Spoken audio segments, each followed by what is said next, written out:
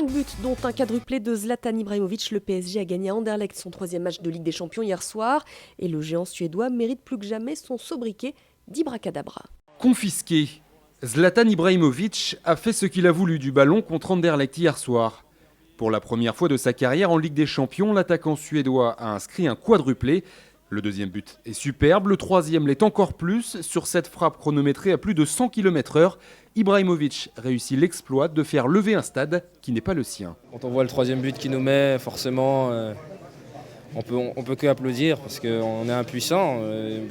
Même sans défendre, il réussit à mettre un but. Donc forcément, je pense que les supporters ont pris conscience qu'aujourd'hui, on avait une équipe qui était vraiment supérieure à nous. Je pense que dans beaucoup de stades, les gens se seraient levés pour un tel joueur. Voilà, ça restera quand même un monument du football européen, mondial même. Le festival Zlatan s'achève sur ce 4e but, joli mais presque banal pour cet Ibrahimovic de gala.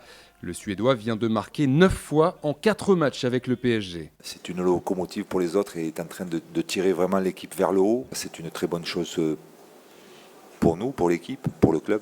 Une locomotive passée tout proche d'inscrire un 5e but, une performance réalisée par un seul joueur dans l'histoire de la Ligue des Champions, un certain Léo Messi. Paris a donc gagné tous ses matchs en Ligue des Champions et occupe logiquement la tête de son groupe.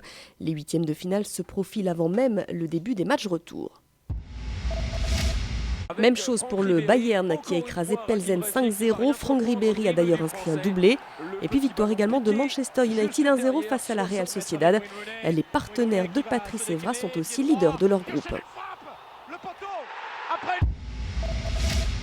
La semaine dernière, les dirigeants du foot français menaçaient de faire grève en réaction à la taxe à 75%. Les patrons du foot français seront reçus la semaine prochaine par François Hollande finalement. Et subitement, le ton a changé. Alors d'abord, grève, ce n'est pas un mot que nous employons, donc ce n'est pas nous qui l'avons employé. Deuxième point, la 11e journée, il n'en a jamais été question, donc il y a des informations qui étaient erronées et qui malheureusement ont circulé. Par contre, il y a une assemblée demain pour faire le point de la situation et évoquer toutes les stratégies possibles, dont la possibilité, effectivement, sur certains week-ends, de ne pas jouer.